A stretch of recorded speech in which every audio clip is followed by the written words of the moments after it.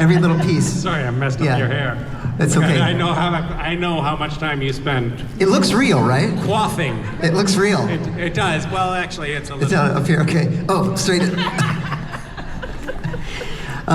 Rich makes the joke about my hairpiece so much that I really think people might think that I really have a hairpiece.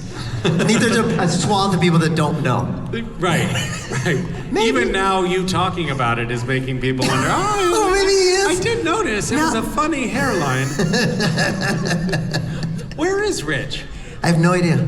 You know, he used to come out, he used to like... No, he would host. He used to co-host. Yeah. I mean, I think that technically they have hired him to host. To host, that's the only thing he does. He doesn't play an instrument, so he... Right, so he's, but he doesn't, what is that phrase? Give a fuck, that's right. I was thinking freeloader, phone it in. I can't, anyway. Yeah. But nevertheless, one thing stays the same. You're Misha Collins. Then you're Rob Benedict. The band has already left. They're like, we're out of here. Get us out of here. Hi, everyone.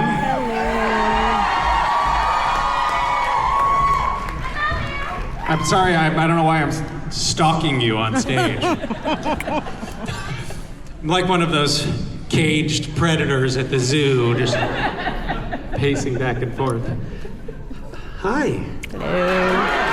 So there's so many people here at the Vancouver convention this year, and I'm wondering what that's all about. I have a feeling that there's a fair amount of people here that are international, not from Canada, who flew into Canada. Or drove. Because you no longer feel safe flying into the US. And I have a feeling there's a fair amount of Canadians here who are like,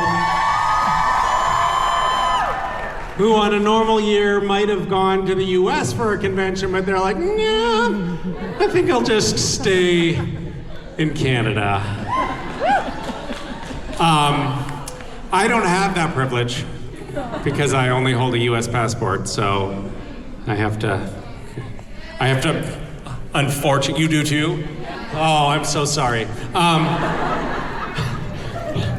Ironically, this little series of jokes is going to wind up getting me deported from my own country. Yeah. Oh, thank you. Well, it's nice to see you. It's nice to be back in Vancouver. I have such a warm feeling coming back here. I spent so many years jogging along the seawall here. And I know, seawalls. I love applause for seawalls. Both of my biological children were born here, which is kind of amazing. They were born in condo apartments here, because you guys have this amazing medical system which doesn't service Americans. So we weren't allowed to use like the birthing centers here. So we found actually, one of the kids was born under a bush in Stanley Park.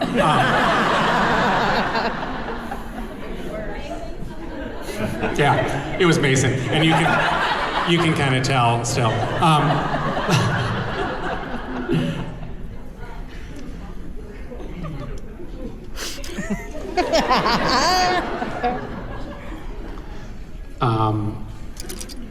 I used to have my kids come up on stage with me every once in a while, but they probably don't want to do that anymore. But my partner and her kids are here in the audience. I don't know if any of them want to come up on stage. Any of you kids want to come up on stage? Say hi. I'm seeing some heads shaking. My son is here, and I know that he is currently hating me for mentioning that. He's old now. And he's better than me at everything. And it's just, but it shouldn't have happened this soon, you know? I thought I had a few more years.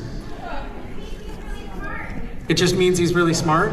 That doesn't help either. I want to be the smarter one. He beat me in arm wrestling. And he beats me at geography. And he beat me playing chess blindfolded. He was blindfolded and I wasn't. It's mortifying. You can be, well, you have something that you can win. I don't have that. Yeah. I remember they all just went rock climbing, and I'm just gonna reflect on this fond memory I had. He was quite young. I think he was probably only like 9 or something, and we were in Bellingham, Washington, at the YMCA, which had the second tallest climbing wall in Washington. It was quite a tall climbing wall. And they have it set up so you can do 2 parallel climbs at once. And he was climbing at one spot, and I was climbing in the other spot.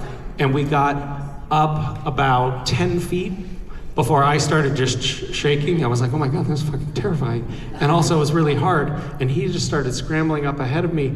And he did take a moment to look down at me and let me know, hey Dad, I'm going to beat you at everything.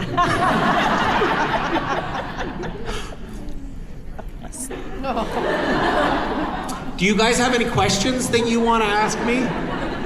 Anything you want to talk about? Hi. What do you want to talk about? There's somebody who's pointing at someone, but nobody is actually taking initiative. Is there a person who wants to speak to a microphone? Hi. Hi. How's it going? It's going well. How's it going for you? Good. I didn't think I'd get picked to ask a question, so I'm a little blank here. You know, I can't really hear you very well. Can you hear me hear now? yourself? Can you hear me now? Yeah, I can hear. It's like we're in a Verizon commercial. Can you put your mouth closer to the? If I had a nickel.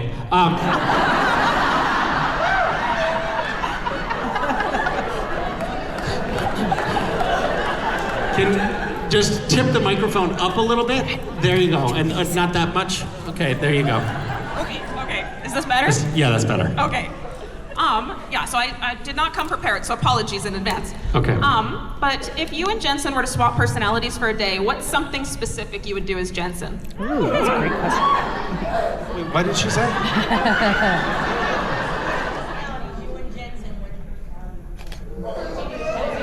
Oh, if we were to switch personalities for a day, what would I do? As Jensen? Work.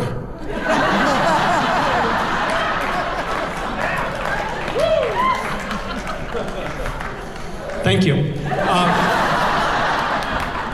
Hi there. Hello, my name is Avery. Hi, Avery. I just wanted to first of all thank you for playing such an iconic queer character and never, always upholding that and fighting for it and never dismissing it or saying that the character wasn't queer. So my question is, as someone who's queer and trans myself, what has playing Castiel, especially, unfortunately I do live in the US, so what has that taught you about the importance of authentic and fighting for queer representation in media? What has it taught me? I guess that it can be significant to a lot of people. I think that I learned a lot of things along the way with that character and that role. One of them was I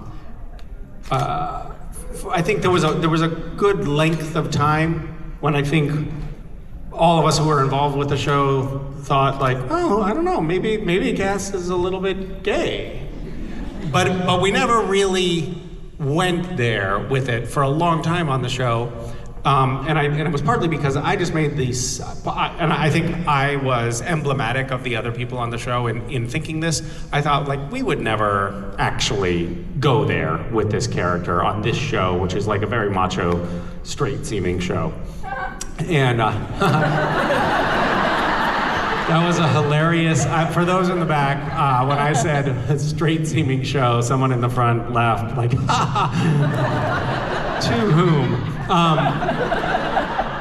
But I really thought that we would never go there, but what that actually tells me is that there are all kinds of prejudices that are quietly operating in normal, everyday life and also in the machine of pop culture generation. And I didn't think that we had license to do that. And when we actually took the leap and made Cass gay, I guess what I'm trying to point at is the interesting thing to me in reflection is that it shouldn't have seemed like a big deal, but it felt like one. And that tells me that we have a long ways to go. Thank you so much. Thank you. Hi. Hello.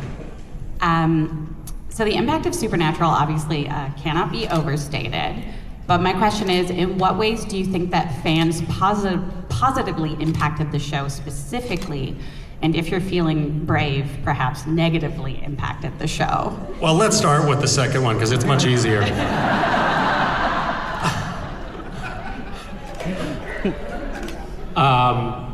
I think it's an interesting thing because Supernatural came of age, as it were, right as as social media was starting to become a thing. And social media was even finding its footing in the early years of Supernatural. There was things like LiveJournal and other things that don't even exist anymore, where people were, what? MySpace? Was it on MySpace? No. But it was in that the early phase of the internet when was the first time that it was really easy for the fans and the creators of the show to actually have any semblance of communication with one another, or even for the creators of the show to get any direct feedback, you know? I mean, the only real feedback that there used to be was like Nielsen ratings, like, yeah, people aren't watching the show.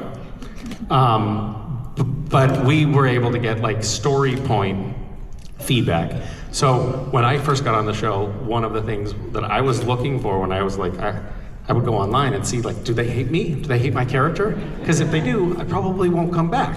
And I think that was early enough in social media when that was like a new thing, you know, where you felt like actually the fans' appetite for something on the show actually did help dictate what happened. And I think that the fans, if you'll pardon the expression, fanned the flames of the Dean and Cass relationship. Early on, I don't think Jensen and I saw any of that. Like, we weren't thinking about that. But the fans created this narrative that then got kind of elliptically referenced in the show because the writers were talking about what the fans were talking about. So there was that like interplay. And I think the fans could at times were a bit of a mafia. You know, they can really come after you, and you have to parse your words carefully. That's why when I'm on stage, I very carefully choose my words. Because if I don't, I will be outed. So yeah, it's been an interesting interplay, to say the least. Thank you. Thank you. Hi. Hi, my name's Dimitri. Hi, Dimitri. I like that name. Yeah, I know. There's an extra I in there, but I think it's better, so. Whoa. Them's his fighting words. You know David Lynch, right? I do. Okay, so, yeah, you know, he died. My question is, he said... What other sad things are you going to tell us? Are you just going to get up here and list dead people? Martin Luther King, also dead. My question is, he's said before that Twin Peaks has came to him in his dreams, and that's when he, you know, made it. And if something comes to you in your dreams or in your thoughts constantly, that you should pursue it. And have you had something in your dreams, like a? Have I had something in my dreams? That you pursued, Of like a project that you pursued. Of course, all the time. And what? My dream told me that my newly acquired turtle's name was Drydrolux the Loud. And so I named the turtle Drydrolux the Loud. And I just had a dream This week, my dreams speak to me all the time and tell me, I will constantly call Emily and be like, I think I figured something out in a dream last night. But I had an experience 2 nights ago where I dreamt that my friend had made salmon with applesauce on the top. And we ate it and it was like, my God, this is delicious. Why have we never thought of this before? So then I made dinner for a couple of people the next night with applesauce on salmon, and there is a reason that we don't do it.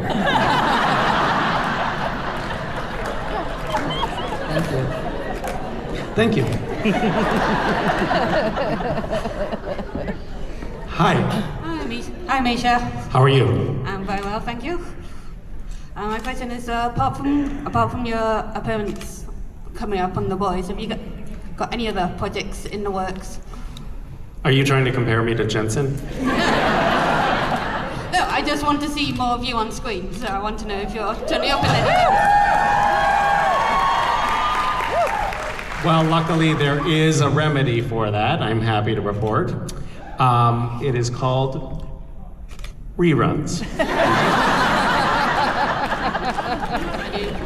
I do hack Gotham Knights every time I come this side of the border because they won't show it in England. So I have to They hack won't it. show Gotham Knights in England because it's too controversial? I don't know why they won't show it. Every time I'm in North America, I hack Amazon and I rewatch it. Really?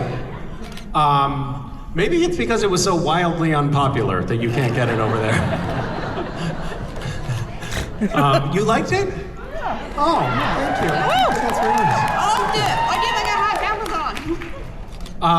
I'm working on a couple of projects that I'm hoping will have a life soon, but it's not politics, nope. But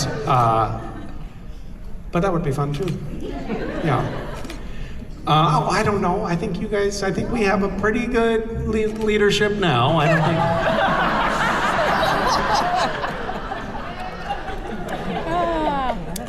Thank you. Hi. Hi, my name's Deborah, and my Hi, Deborah. question is, if you could go anywhere, real or fictional, where would it be? Oh, definitely fictional. Where?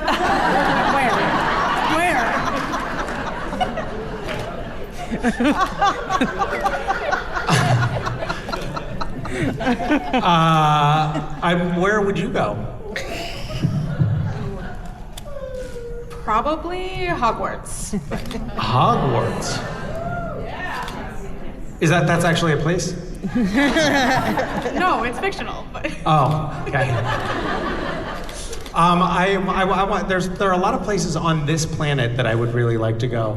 I don't have a real yearning to go like to Mars or anything like that. I'm always surprised that people, they had that program in Europe where they were collecting applications for people to go on a one-way trip to Mars, and they got like hundreds of thousands of applicants. Who the fuck are those people? How in God's name would anyone want to do that? You must really not get along with your family to fill out that application. Kyrgyzstan. That's my answer. cool, thank Yeah, I hear it's a lot like Hogwarts. Hi. Hi, my name's Diane. Hi, Diane. I grew up in Bellingham. Oh, really? Yeah, I love Bellingham. nice. My question is What was it like in Bellingham as a child? almost idyllic, actually. Really? Yeah. And I was wondering if you had a favorite area in Bellingham that you like to hang out in. I really like Galbraith Mountain for mountain biking, but I also like the waterfront, and I like Old Town Cafe and Fairhaven. Fairhaven's one of my favorite. Yeah. What about you? Fairhaven's one of my favorite districts to, go wander around. And I really loved going through Wacom Falls Park. Oh, Welcome Falls Park is pretty great. Yeah, I like that too. There's what's that discount food place? Grocery outlet. Is that what it's called? They have some real bargains there. I like that place too. Yeah. Well, thank you for asking that question. And nice to meet a fellow Bellinghammer.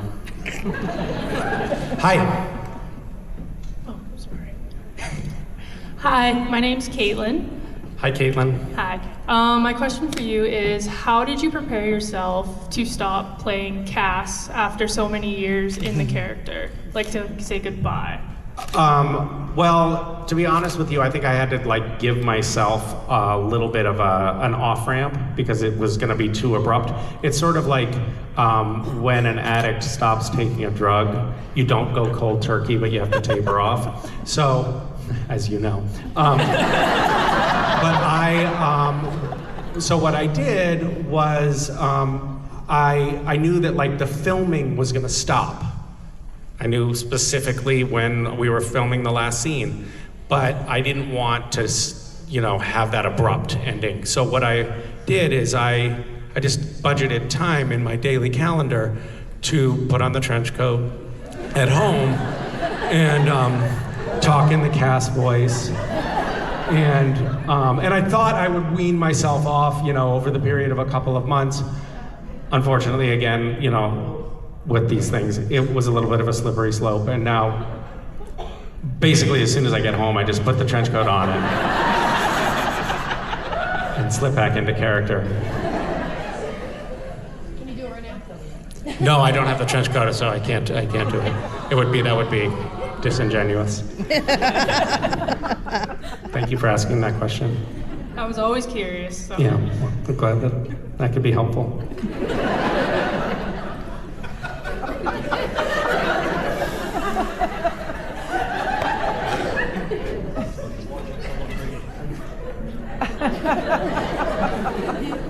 Hi. Hi, Misha. How are you? I'm good. My name's Alessandra from Brooklyn, New York. Hi, Alessandra from Brooklyn. My question is, who was your celebrity crush growing up? Ooh. My celebrity crush, did I have one? I don't know. I fetishized Michael Jackson, and when I was like 9, I had one sequins glove. And then when I got a little older, I listened to National Public Radio, and I got obsessed with like all of these personalities on National Public Radio, which is not nerdy, no matter, it's not. It's very normal. I don't know, I can't think of one. I recently found out that Emily, that she doesn't like me talking about this.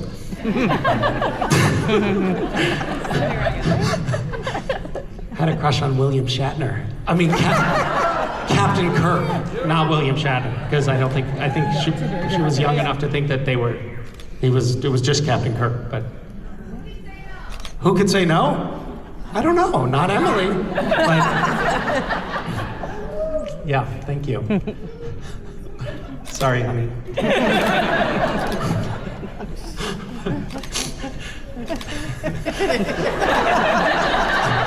I saw her leaning over and whispering something to West just now, and I was just imagining in my head that it was, I know, I hate him too.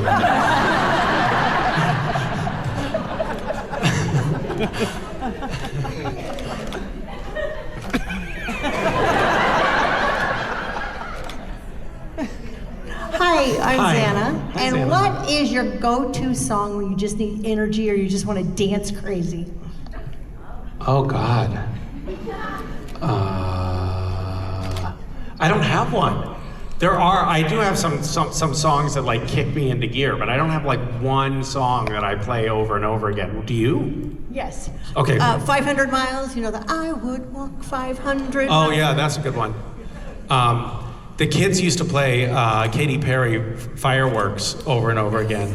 But weirdly, that ended up becoming, at first I was kind of into it with them. Like we would, sing and and then it became like a kind of a trauma trigger, and I couldn't hear that song anymore. So I do go through cycles like that too. Yeah. Thank you. Thank you. Hi.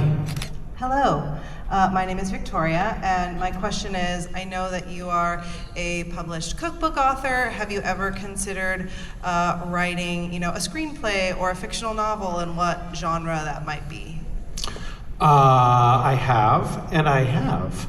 I have been working on a screenplay with a few writer friends for the last year or so, and I'm also working on a novel with a friend.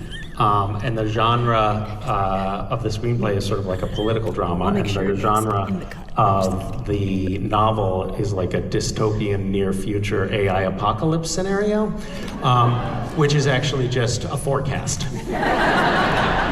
Light reading as well. Yeah, Light, yeah. Very light. Awesome, thank you so much. Thank you. Hi. Hi, Misha.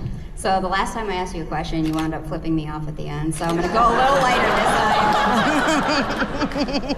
I am so offended that you would ask me something that would prompt that. I still think I'm right, so I'm gonna go lighter this time. Okay. But this has been my year of international cons. I saw you in Germany, I'm here in Vancouver.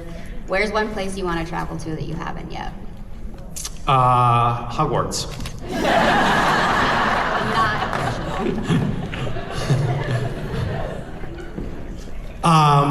Kyrgyzstan?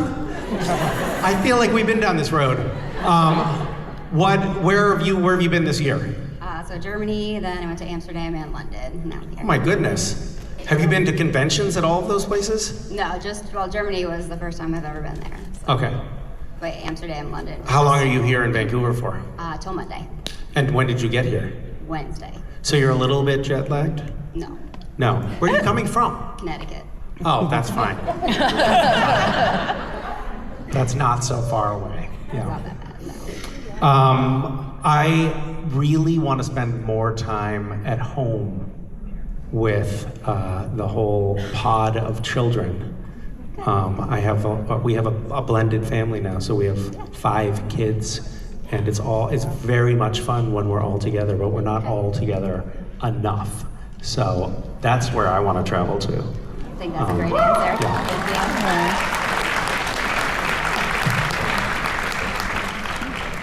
Hi.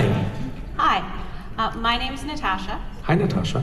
and my question is, what's the most chaotic thing that happened with the cast on set and then with cast members off set?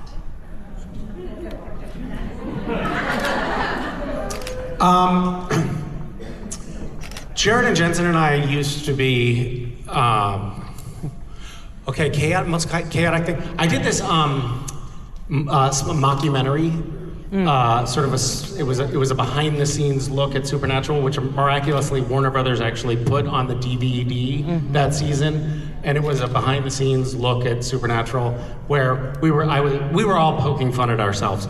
But Jared, it was very difficult to film because Warner Brothers was like, you know what, we love this idea, go for it. And you can use the crew and the cast to film it, during breaks. There are no breaks. And so every time I wanted to film a scene, I had to get everybody to be like if they did have 5 minutes off, they wanted their 5 minutes. Nobody wanted to go shoot my stupid mockumentary. So corralling the crew to participate in things was very challenging. And we had this one scene that was like, it was crucial to my mockumentary, which was the stage has blown up, everything has gone to hell. Jared, who doesn't actually have long flowing hair, he has a wig, and he's been hiding his baldness all along. His wig catches on fire, and the Impala is destroyed, and it was like this, the big sort of climax scene, and all of the crew runs out of the burning stages together. And it was a thing that I had precipitated in the mockumentary. And getting the crew to participate in that and getting Jared tamping out the fire on his head and all that was absolute mayhem. And I thought it was gonna kill me because it was like everybody had to be all animated and all the crew had to be acting and nobody wanted to be there. It was really hard. So that was a chaotic moment on set. And then off set, Jared and Jensen and I, we used to be immature.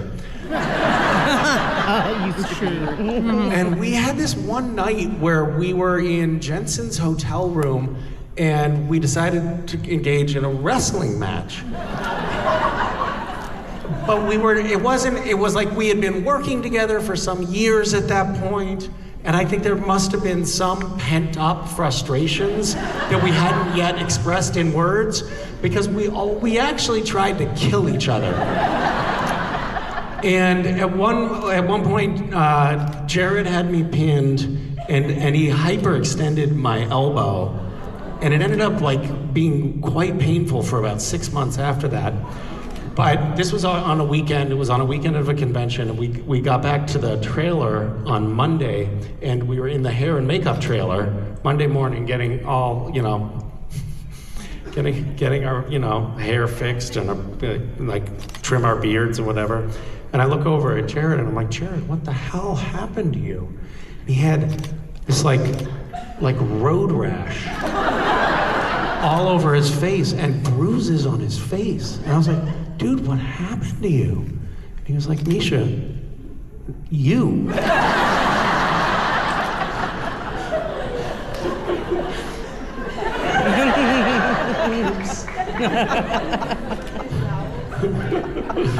Yes. Hi, my name's Olivia. I'm from the Pacific Northwest, and I always thought it would be fun if they did a Bigfoot, like, comedic episode. And I was wondering, what do you think? Like, would they kill it? Would they leave it? I always thought that Cass and a Bigfoot would be like kindred spirits for whatever reason. You know what, though? Honestly, I always wondered if they were going to have some reveal at some point on the show that Sam was actually a Bigfoot that had just shaved his body hair. Because that would have been believable, right? Why didn't we do that? It's so obvious. I remember it was fairly early in filming Supernatural. We had this scene. It was in one of those many hotel rooms that we had, and Sam was blocking the door, and Cass is trying to go to leave, and Sam's there, and I walked sort of right up to him, and I couldn't shoot it because I kept laughing because he also had boots on, which is just ridiculous. And I had like my little Cass shoes on, so I looked even more elfish next to him. And I would come up to him and my head was sort of like mid-sternum, it seemed like. And I just kept laughing. And everybody was like, Misha, what is it? And I was like, he's just so ridiculously tall. Anyway, there it is. That's what I think we should do with the Bigfoot storyline when we reboot Supernatural. Which is happening, by the way. In my imagination.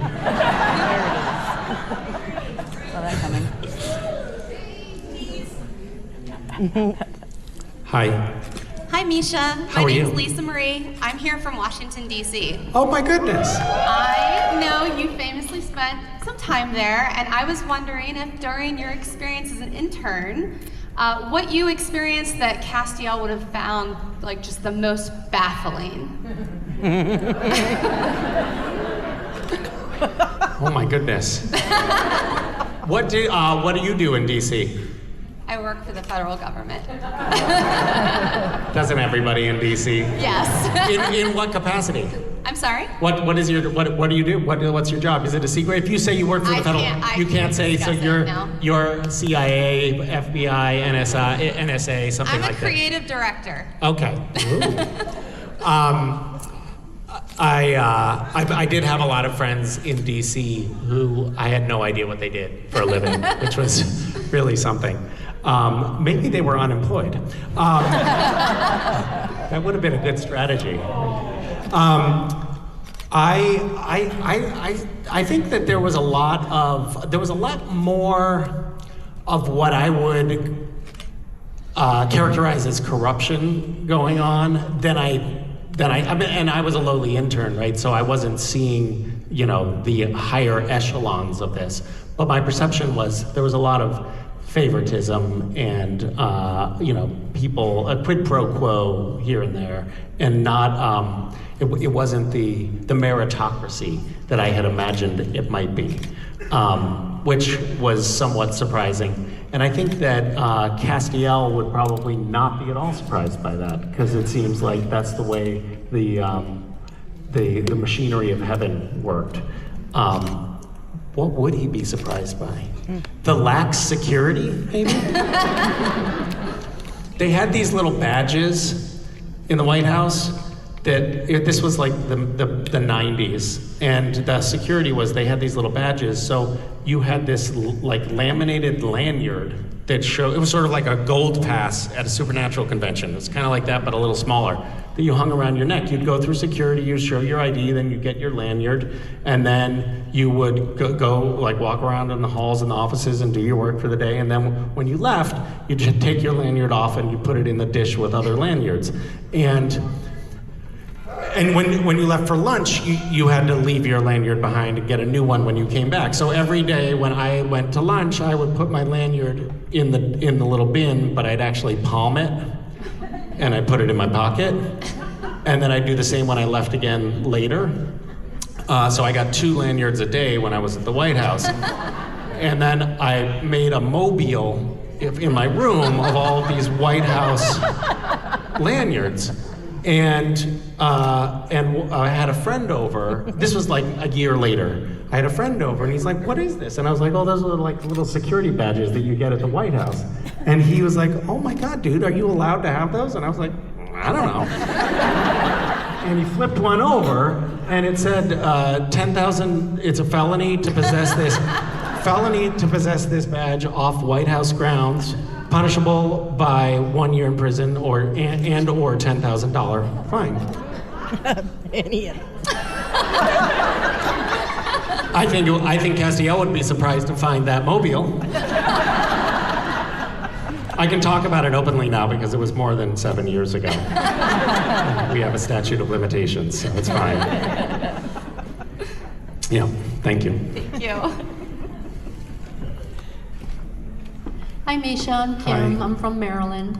Hi. I'd be happy to know they still use the lanyards. They do? They do. Oh my God. High tech. Great that I could go to the White House anytime I want. My question for you is, now that your children are getting older, what is one part of your relationship with them that you hope never changes?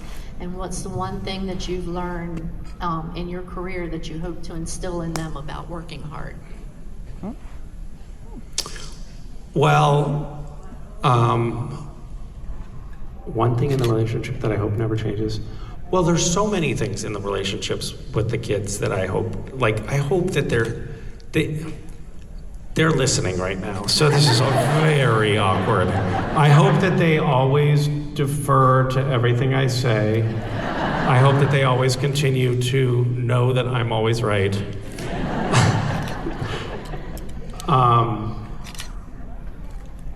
I still sometimes get the feeling that they want to hang out with me, and I know that they're rolling their eyes right now, shaking their heads, saying that's not true. But I love that, and I hope that continues.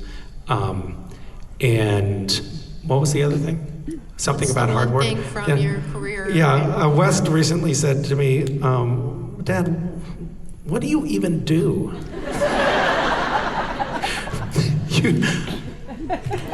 You have like the easiest job in the world. And then I had to tell him that I work very hard. I think maybe I would like to, I hope that the kids grow up thinking that if they pursue things that they're really interested in and that they really love, that they will be more successful in life and they will be happier, more whole people. Sorry. Hey, Dad? Yes, hello there. Hi. Hey, I have a question for you.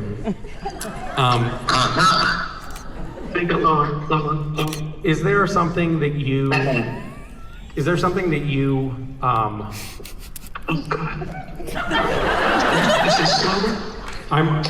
I'm on stage right now, and there are about 1,500 people listening to you. Oh, okay. Okay. Glad to hear that. Yeah. What is something that you tried to pass on to me and your other children about how they should work in the world? Is that a fair characterization of the question? Yeah. Did you think about that? Like, passing on to the kids an ethos of a work ethic? I mean, you taught me like how to work with my hands and to build things, and you worked hard and sort of set that example. Is this something that you thought about consciously? This is a question that I just got, and I'm deflecting by asking you the question. Yes, I would say so. Yeah. I have to move out of a populated area here just a moment. I think so. And other than that, I think there was at least some attempt to encourage working for a more equal and fair world by example, in a way, of things that I was interested in or like to work on. But that's probably, I guess, more a little later in life, in your life. Well, Dad, I think that you succeeded in passing that on. Where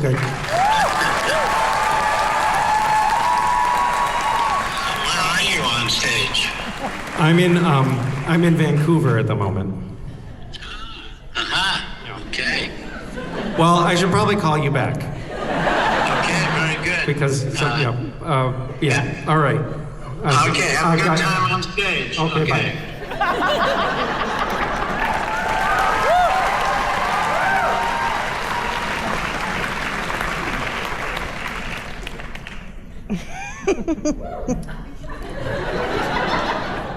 I'm gonna go just check in with the kids because I feel like I've been ignoring them.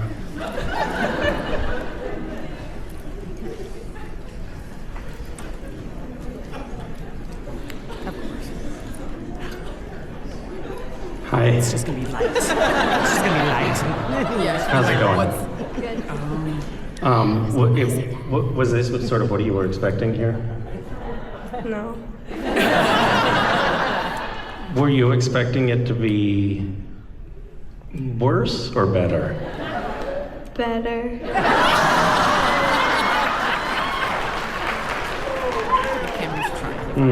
It's a camera's Any other feedback for me? Nope, that's good. I think you should work on it.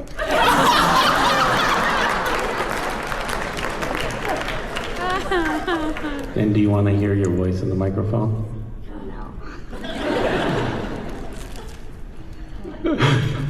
Rowan? Yeah? What do you think? I think you got roasted pretty bad by Addie. Addie did roast me pretty bad. Nice work, Addie. All right, well. Okay.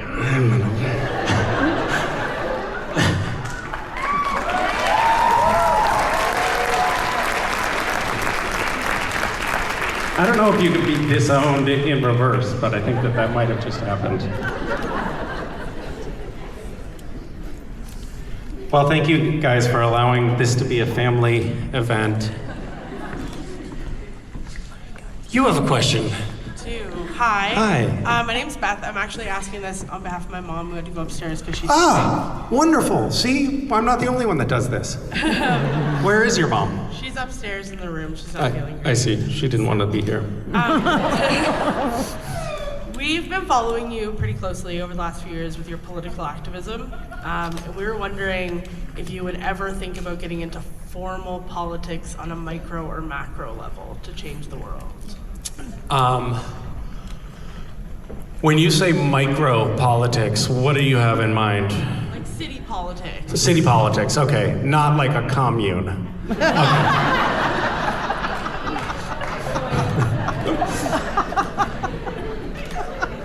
Maybe. I have not been thinking about micro politics per se. I have to admit there are times like I look at our president who, while obviously a great leader and a very wise man,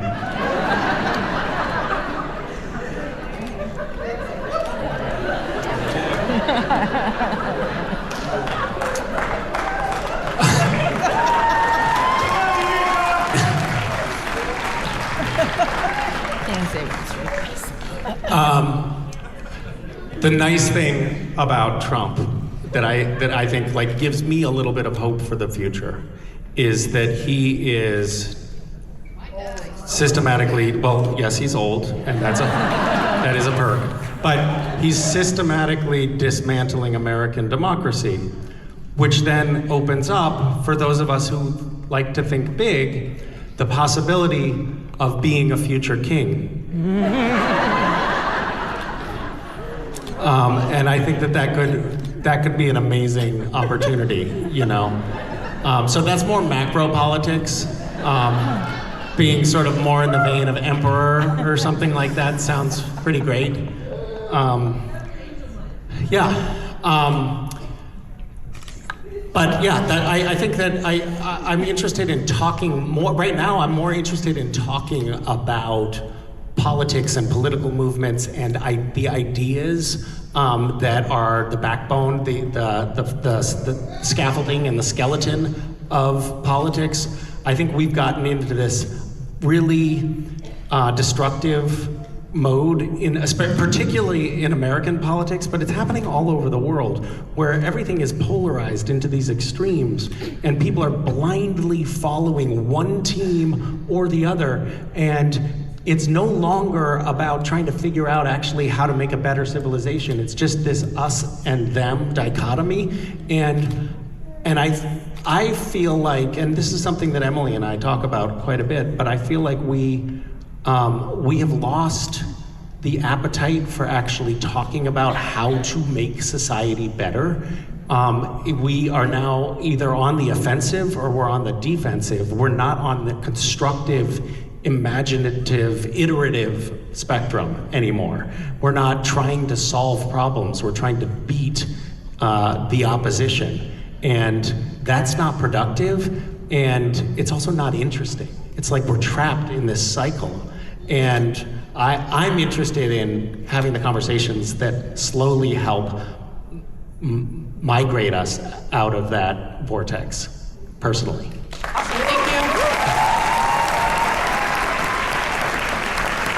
Hi. Hi, Misha. I'm Elise. I'm from Australia, and I first of all want to just thank you for coming over to Australia every now and again. Really, really do appreciate that. It's great to see you there. It's always appealing to leave the States. You're always welcome. My question is, over the course of your career so far, you've worked with loads of different people. How do you manage working with challenging people? You mean Jared and Jensen? Yeah, pretty much.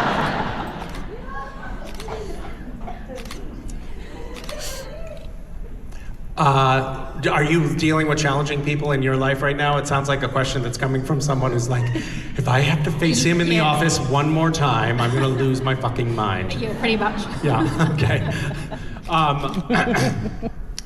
I don't know. It's an interesting thing, but it's a question that I actually have wrestled with, and I have worked with some challenging people, and I find that it is most useful not to take things personally, and when I am successful in that, it seems easier to handle difficult people, because their psychological trauma, their issues, that's not my problem, and they can try to throw it at me, but I don't have to take it. I don't, of course, always remember that framework. Sometimes frequently I get very upset and lose sleep over difficult people, but there are, I think that not taking it personally is really good advice that I sometimes take myself. Yeah, that's good advice. Thank you so much. Thank you. Hi. Hi, my name is Sam. I'm from Renton, Washington. Yeah! So I'm a big foodie. I love to cook. I love to eat and try new foods. Jimmy Novak's comfort food was red meat. So what is your comfort food? Really cheap Chinese food. And not like good Chinese food.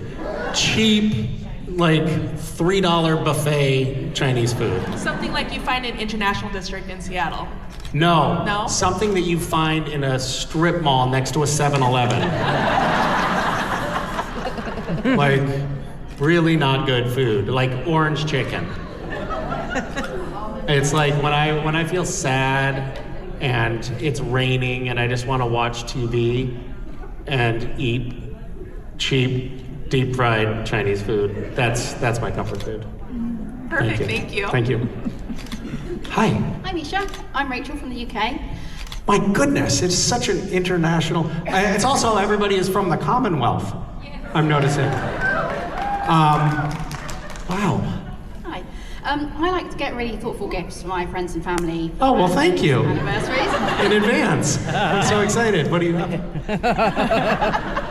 I have chocolate. I have UK chocolate. You do? Yes. Is it like melted in your pocket? No, it's in my bag. I was Okay. going to give it to Mark. That sounds but you lovely. can have Thank it. you. Yes. I was going to give it to Mark. So I like to give gifts. Some people like to receive them. So my question is, do you prefer to give or receive gifts? And Thank you for that qualifier at the end of that sentence. And with that, what's the most kind of special or thoughtful gift you've given or received to or from someone special to you? Oh my goodness. I don't know. I really, the answer is I like to give the most. I like it when I have the time to make something that's thoughtful for somebody and then give it to them and they can see that there's a lot of time and effort went into the thing. That's my favorite. I also like to surprise people where they don't see that thing coming.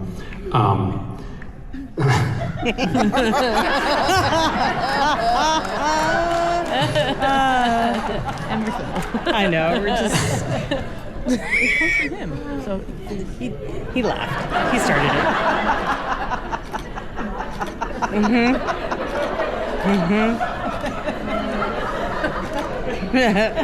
I was gonna say something about swallowing. I'm not... Make sure you swallow. Maybe don't spit. Oh no, that's on me. I don't know if I'm gonna recover.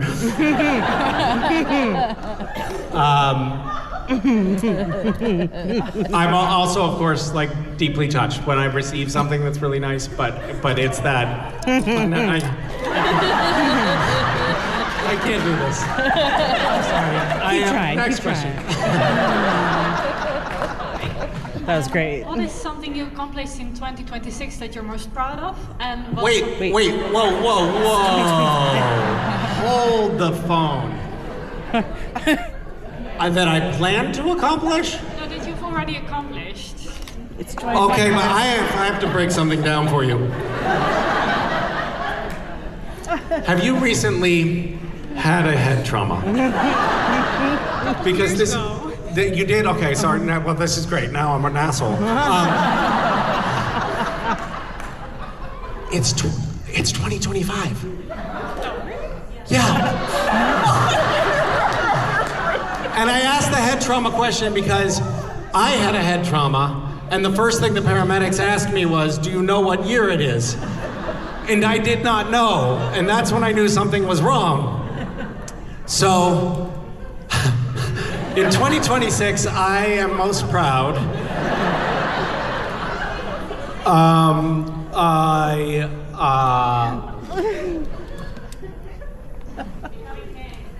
Becoming king. Right. That's right. That's when I'm most proud of taking the throne. Yes.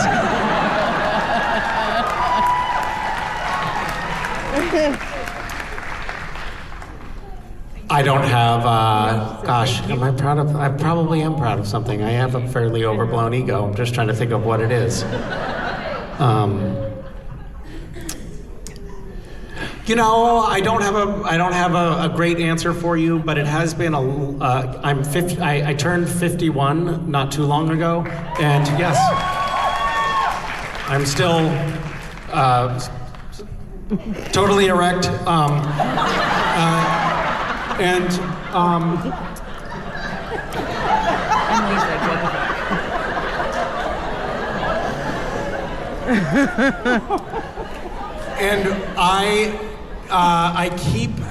I am proud of the fact that I keep doing new things at this advanced age, and trying new things and pushing, and I'm not, and I have not been stuck in a routine. I wrote and have been performing a one-man show, which was a very new thing and somewhat scary for me at the outset. And I'm working on writing a book, and I have a lot of other creative projects that I'm undertaking. And being of a mode to explore and try new things, and being and continuing to change and grow at in my 50s feels like something to be that I'm personally proud of. Like, I'm proud of that fact in myself, because I think it's easy to fall into routines, and I kind of expected that to happen, and it doesn't seem to be at the moment, and I'm kind of proud of that.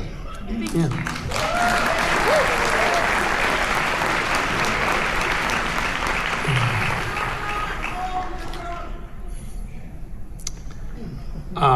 By the way, I'm so glad that we had that calendar check-in, because that's probably going to inform you going forward. You're going to be like, why are all these people stuck in the past? Why is everybody talking about last year? Hi. Hi, I'm Shai, huge fan. Thanks for all your charity work. The world needs more people like you. I'm curious, if you had all of Castiel's powers in real life in this universe, what would you do to change the world for the better? Wow. The first thing that popped into my head is something that might get me in trouble when I cross the border.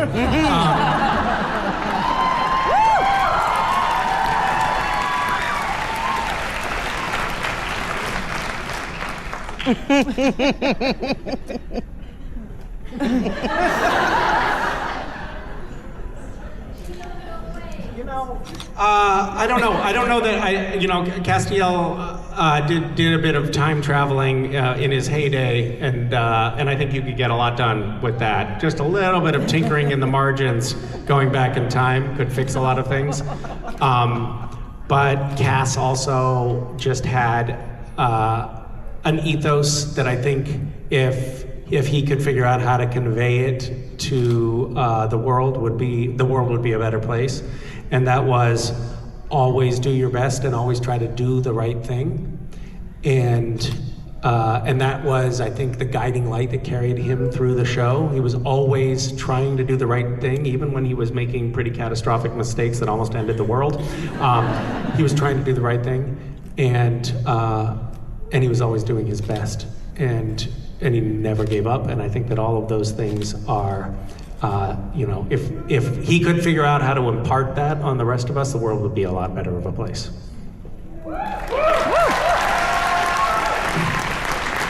Hi. Hi, Misha. My name is Elise. I'm here on my honeymoon. I'm from Vancouver Island, and my question for you. Congratulations. Thank you. Wow. How? Where did you get married? We got married where we're from in Port Alberni. Oh, what a beautiful place. It is. It really is. Yes, of course I've been to Port Alberni. You should come back sometime. Okay, that sounds lovely. My question for you was, if you were a planet, which planet would you be, and why would you pick that planet to be? Pluto. Because I have been struggling to define myself for all of my existence.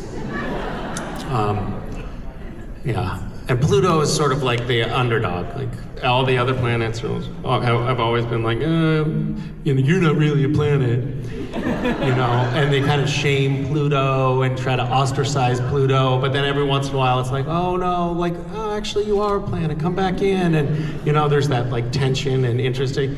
And Pluto, I think, has because of that experience, has a striking independence that the other planets lack.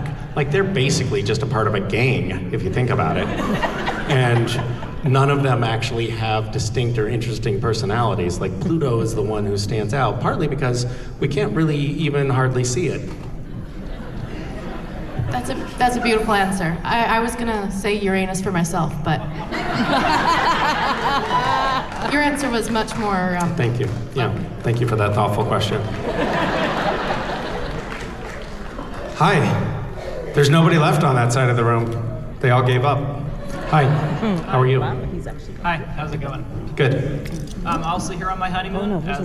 You're also here on your honeymoon? Yeah, that was my wife. I was like, that is quite a coincidence. Right? My question was, if you could replace any member of the cast of Supernatural with Danny DeVito, who would it be? Wait, if I could replace them with Danny DeVito? Yeah, any member of the cast of Supernatural. Finally, good question. I was worried we'd end on something silly. I don't know. So I don't know if I guess you're asking that question because you know a little bit of the behind-the-scenes Danny DeVito thing. I do not know. Oh well, originally when they were getting Supernatural off the ground, there was basically a bidding war for Danny DeVito between It's Always Sunny in Philadelphia and Supernatural, and they wanted Danny DeVito for the Sam role.